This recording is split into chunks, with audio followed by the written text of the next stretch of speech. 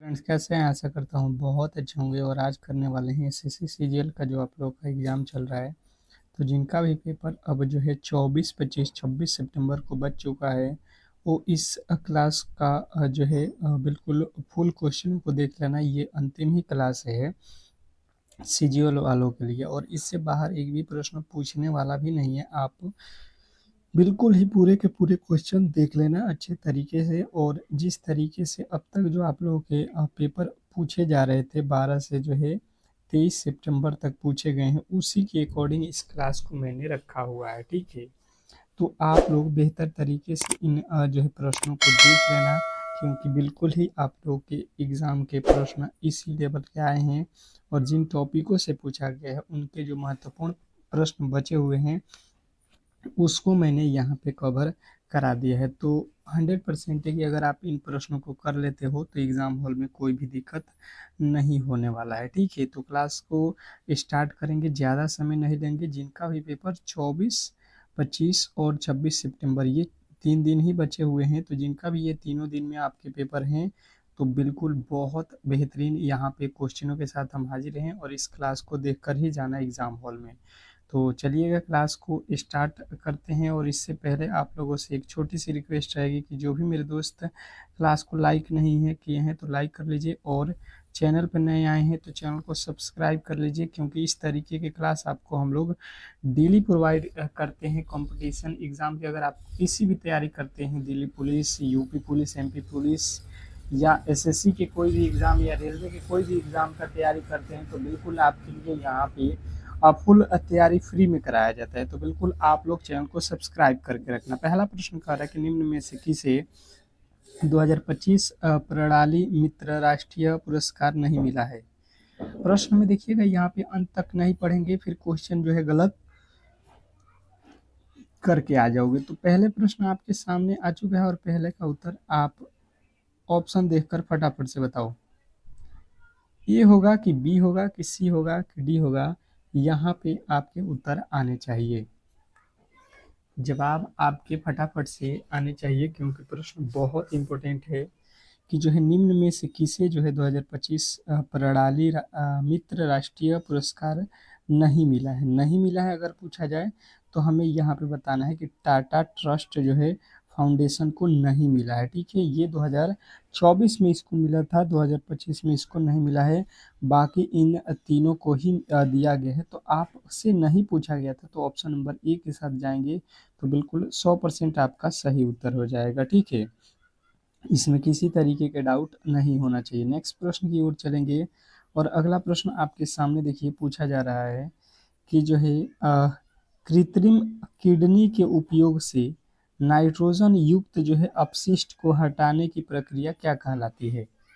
Question आपके सामने दूसरे नंबर प्रश्न पे हम लोग आ चुके हैं और दूसरे नंबर प्रश्न के राइट उत्तर बताने की कोशिश करेंगे कि ए होगा कि बी होगा कि सी होगा कि डी होगा। देखिए ये टेस्ट के तौर पे अगर आप प्रश्नों को रखते हैं तो बेहतर स्कोर होगा। ठीक है, एग्जाम हॉल में बिल्कुल ही आप लोग यहाँ पे समझ लीजिए कि आप एग्जाम हॉल में ही बैठे हो और अगर आपके सामने ऐसे प्रश्न पूछे जाते हैं तो बिल्कुल आप बताने की कोशिश करना। बताइए इस प्रश्न के राइट उत्तर क्या होने वाला है। कृत्रिम किडनी के उपयोग से नाइट्रोजन अपशिष्ट को हटाने की प्रक्रिया क्या कहलाती है।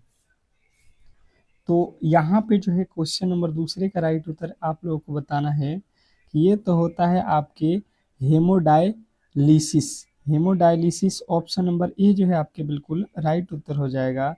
इसमें किसी तरीके के डाउट नहीं होना चाहिए। नेक्स्ट प्रश्न की ओर चलेंगे और अगला प्रश्न आपके सामने है। बताने की कोशिश करेंगे सभी लोग कि आपका अगला प्रश्न क्या कह रहा है कि में दम से भी पूर्वजों की पूजा से जुड़ा त्यौहार किस राज्य में मनाया जाता है। क्वेश्चन आपके सामने तीसरा है, बहुत इंपॉर्टेंट। बिल्कुल ऐसा ही प्रश्न आपसे एग्जामिनर पूछ रहा है, तो बताने की कोशिश करेंगे सभी लोग कि इस प्रश्न के राइट उत्तर क्या होने वाला है। क्वेश्चन नंबर 3 फटाफट से आपके जवाब आना चाहिए कि में दम में फी पूर्वजों की पूजा से जुड़ा त्योहार किस राज्य में मनाया जाता है? क्वेश्चन आपके सामने है। तीसरे नंबर प्रश्न के राइट उत्तर सभी लोग बताएंगे यहाँ पे। तो जिन्होंने बताया है असम, तो बिल्कुल राइट उत्तर हो जाएगा ऑप्शन नंबर डी। असम वाले जो भी मेरे दोस्त हैं उनके 100% सही उत्तर है। नेक्स्ट प्रश्न, अगला प्रश्न देखिए, कह रहा है कि किस संविधान संशोधन ने राष्ट्रपति द्वारा लोकसभा में दो एंग्लो इंडिया सदस्यों की जो है नामांकन व्यवस्था को जो है समाप्त किया? किस संविधान संशोधन ने राष्ट्रपति द्वारा लोकसभा में दो एंग्लो इंडिया सदस्यों की जो है नामांकन जो है व्यवस्था की है? ये आप लोगों से अगर प्रश्न पूछता है क्वेश्चन नंबर 5, तो 5वें नंबर प्रश्न के जो है राइट उत्तर बताने की कोशिश करेंगे सभी लोग। क्वेश्चन नंबर 5 सभी लोग बताएंगे यहाँ पे कि ए होगा कि बी होगा कि सी होगा कि डी होगा। ठीक है, क्वेश्चन नंबर 5वें के राइट उत्तर बताने की कोशिश करेंगे सभी लोग। क्या पूछा गया है आप अच्छे तरीके से देख लेना कि किस संविधान संशोधन ने राष्ट्रपति द्वारा लोकसभा में दो जो है एंग्लो इंडिया सदस्यों की जो है नामांकन व्यवस्था को जो है समाप्त किया?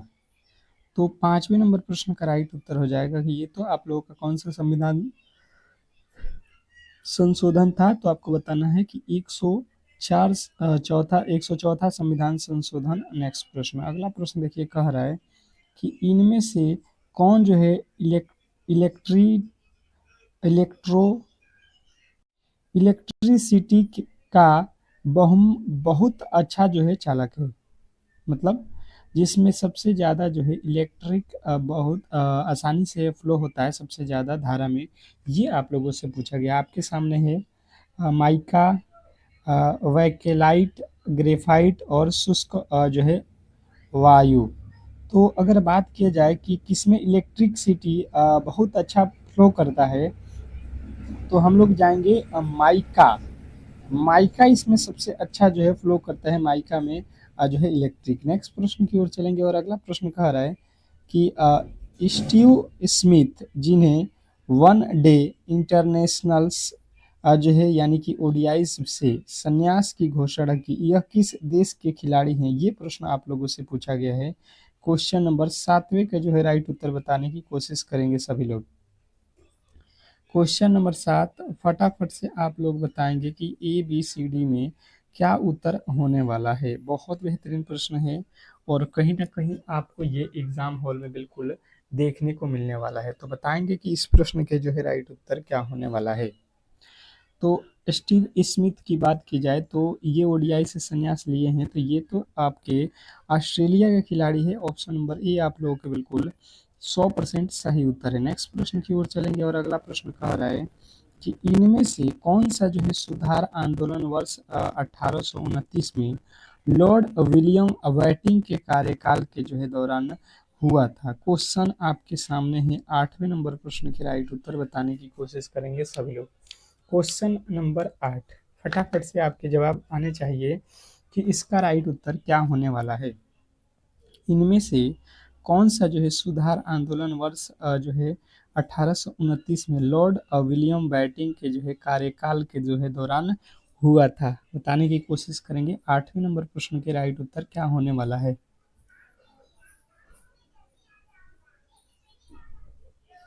जवाब दीजिएगा।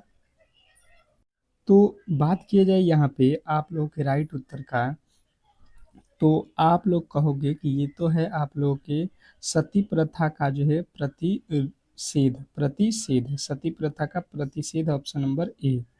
नेक्स्ट प्रश्न की ओर चलेंगे और अगला प्रश्न कह रहा है यहाँ पे कि इनमें से कौन सा जो है सुधार आंदोलन वर्ष ये तो अभी हम लोगों ने कर लिया है सती प्रथा, ये तो हो गया है ना। नेक्स्ट प्रश्न, 7वीं शताब्दी में आइजक न्यूटन ने किस प्रकार की दूरबीन का जो है आविष्कार किया जिसमें जो है सामान्य लेंस की जगह अवतल दर्पण का प्रयोग हुआ था? क्वेश्चन आपके सामने है। 17वें नंबर प्रश्न, इसके राइट उत्तर बताने की कोशिश करेंगे। 7वीं शताब्दी में आइजैक न्यूटन ने किस प्रकार की जो है दूरबीन की आविष्कार की, जिसमें जो है सामान्य लेंस की जगह पर अवतल लेंस का जो है प्रयोग हुआ था। तो ये आप लोग याद रखोगे कि ये तो आप लोगों के परावर्तित दूरबीन था। ऑप्शन जो है आप लोगों के जो है सी वाले जितने भी मेरे दोस्त थे उनके 100% राइट होता जाएगा, परावर्तित दूरबीन, ऑप्शन नंबर सी। नेक्स्ट प्रश्न की ओर चलेंगे और अगला प्रश्न आपके सामने है, फटाफट से बताने की कोशिश करेंगे सभी लोग। कह रहा है यहाँ पे कि पालक में निम्न में से कौन सा जो है अम्ल पाया जाता है। क्वेश्चन नंबर 10वें के राइट उत्तर बताएंगे यहाँ पे कि पालक में निम्न में से कौन सा अम्ल पाया जाता है। फटाफट से आपके जवाब आना चाहिए कि पालक में कौन सा अम्ल पाया जाता है। तो बात किया जाए कि पालक में कौन सा अम्ल पाया जाता है, तो सभी लोग यहाँ पे चारों ऑप्शन देख लीजिए और जवाब दीजिए। तो पालक में हम लोगों को याद रखना है कि ऑक्सैलिक अम्ल पाया जाता है, ऑप्शन नंबर डी, ऑक्सैलिक अम्ल। पालक में ऑक्सैलिक अम्ल याद रखेंगे। नेक्स्ट प्रश्न कह रहा है कि भारतीय संविधान के अनुच्छेद 32 को संविधान की आत्मा और हृदय किसने कहा था। भारतीय संविधान के अनुच्छेद 32 को संविधान की आत्मा और हृदय किसने कहा था। क्वेश्चन आपके 11वें के जो है राइट उत्तर बताने की कोशिश करेंगे सभी लोग।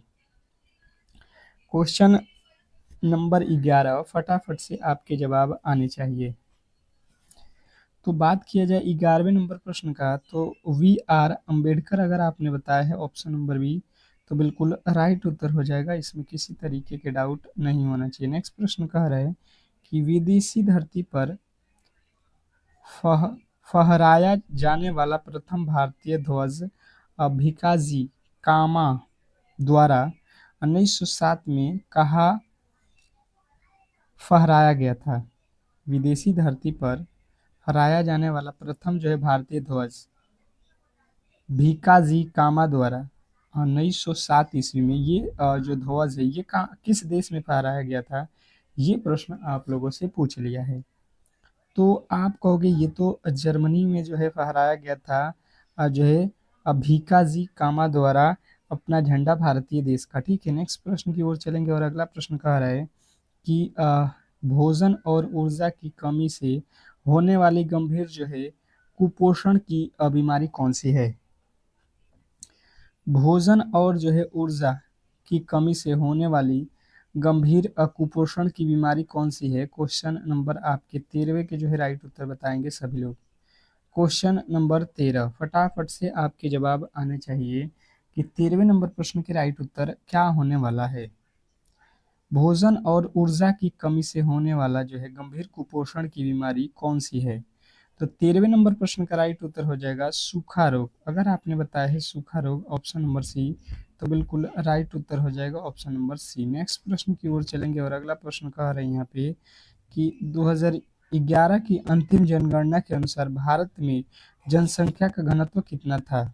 2011 की अंतिम जो है जनगणना के अनुसार भारत में जनसंख्या घनत्व कितना था। क्वेश्चन आपके सामने है 14वें नंबर प्रश्न के राइट उत्तर बताएंगे सभी लोग।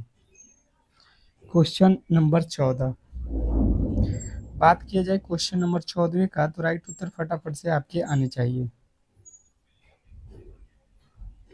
तो जिन्होंने भी बताया है 14वें नंबर प्रश्न का राइट उत्तर जो है 382, ऑप्शन नंबर डी, तो बिल्कुल राइट उत्तर है। नेक्स्ट प्रश्न कह रहा है कि देश का जो है पहला 24 घंटे चलने वाला जो है अनाज एटीएम किस स्थान पर खोला गया है। देश का पहला जो है 24 घंटे चलने वाला अनाज एटीएम किस जो है स्थान पर खोला गया है। ये प्रश्न अगर आप लोगों से पूछा जाता है तो 15वें नंबर प्रश्न के राइट उत्तर बताने की कोशिश करेंगे सभी लोग। क्वेश्चन नंबर 15वें नंबर प्रश्न का बात किया जाए तो जिन्होंने भी बताया हुआ है यहाँ पे कि जो है भुवनेश्वर, तो बिल्कुल राइट उत्तर हो जाएगा option number A, Bhubaneswar. Next प्रश्न की ओर चलेंगे और अगला प्रश्न आपके सामने है कि मनुष्यों में जो मांसपेशियों की हड्डियों से जोड़ने वाला जो है ऊतक कहलाता है। मनुष्यों में जो मांसपेशियों को हड्डियों से जोड़ने वाला जो ऊतक होता है वो क्या कहलाता है? Question number 16।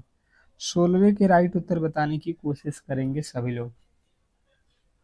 क्वेश्चन नंबर 16वें के राइट उत्तर बताएंगे सभी लोग कि जो है मनुष्य में जो मांसपेशियों को हड्डियों से जोड़ने वाला जो ऊतक क्या कहलाता है? तो हम लोग जाएंगे यहाँ पे जो है कंडरा के साथ। ऑप्शन नंबर ए जो है जिन्होंने बताया उनके राइट उत्तर हो जाएगा। नेक्स्ट प्रश्न की ओर चलेंगे और अगला प्रश्न कह रहा है यहाँ पे कि राष्ट्रपति के चुनाव का जो है उल्लेख संविधान के अनुच्छेद 54 में किया गया है। निम्नलिखित में से कौन जो है राष्ट्रपति के चुनाव में भाग नहीं लेता है? राष्ट्रपति के चुनाव का उल्लेख संविधान के अनुच्छेद 54 में किया गया है। निम्न में से कौन सा जो है राष्ट्रपति के चुनाव में भाग नहीं लेता है? ये प्रश्न आप लोगों से पूछा गया है। तो आपके राइट उत्तर बनेगा यहाँ पे उत्तर प्रदेश विधान परिषद के निर्वाचित सदस्य। ऑप्शन नंबर सी, जिन्होंने भी सी को बताया उनके बिल्कुल राइट उत्तर है। नेक्स्ट प्रश्न कह रहा है यहाँ पे कि अंडमान और जो है निकोबार द्वीप समूह की सबसे ऊंची चोटी पलयन चोटी सैडल पील कहाँ जो है स्थित है? सैडल पील भी बोलते हैं इसको, पलयन चोटी या सैडल पील, ये कहाँ पे स्थित है? ये प्रश्न आपको बताना है। तो जिन्होंने बताया है Norway Andaman option number D तो बिल्कुल राइट उत्तर है। नेक्स्ट प्रश्न की ओर चलेंगे और अगला प्रश्न कह रहा है कि भीम यूपीआई के संदर्भ में भीम में आई का अर्थ क्या है? भीम यूपीआई के संदर्भ में आई का जो है आप लोग को फुल फॉर्म बताना है कि आई का मतलब इसमें क्या लिखा गया है। बताने की कोशिश करेंगे सभी लोग। सभी लोग बताएंगे यहाँ पे 19वें नंबर प्रश्न का राइट उत्तर। तो जिन्होंने बताया है इंटरफेस तो बिल्कुल राइट उत्तर है। नेक्स्ट प्रश्न देखिए कह रहा है कि विजयी विश्व तिरंगा प्यारा झंडा गीत के रचयिता कौन है? विजयी विश्व तिरंगा झंडा गीत के रचयिता कौन है? बताने की कोशिश करेंगे सभी लोग कि जो है आप लोग के 20वें नंबर प्रश्न के राइट उत्तर क्या होने वाला है। तो जिन्होंने भी बताया है 20वें नंबर प्रश्न का राइट उत्तर यहाँ पे कि ये श्यामलाल गुप्त यहाँ पे जिन्होंने भी बताया है उनके बिल्कुल राइट उत्तर है। ठीक है, नेक्स्ट प्रश्न की ओर चलेंगे और अगला प्रश्न आपके सामने है। बताने की कोशिश करेंगे। क्या कह रहा है आपका अगला प्रश्न कि जो है भारतीय संविधान का कौन सा अनुच्छेद 150 ए किससे संबंधित है? भारतीय संविधान का अनुच्छेद 150 किससे संबंधित है? फटाफट से आप लोग बताइएगा। तो जिन्होंने भी बताया है प्राथमिक स्तर पर मातृभाषा में शिक्षण की सुविधा तो बिल्कुल राइट उत्तर हो जाएगा ऑप्शन नंबर बी। नेक्स्ट प्रश्न की ओर चलेंगे और अगला प्रश्न आपके सामने है। कह रहा है कि किस फसल को गरीबी की फसल कहा जाता है? किस फसल को गरीबी की फसल कहा जाता है? क्वेश्चन नंबर 22वें के राइट उत्तर बताएंगे सभी लोग। किस फसल को गरीबी का फसल कहा जाता है? बताने की कोशिश करेंगे। 22वें नंबर प्रश्न का राइट उत्तर तो जिन्होंने बताया यहाँ पे बाजरा तो बिल्कुल राइट उत्तर हो जाएगा option number B. Option number B वाले जितने भी मेरे दोस्त हैं उनके 100% सही उत्तर है। नेक्स्ट प्रश्न कह रहा है कि भारतीय संविधान के किस अनुच्छेद के तहत राष्ट्रपति संसद के सत्र में न होने पर अध्यादेश जारी कर सकता है?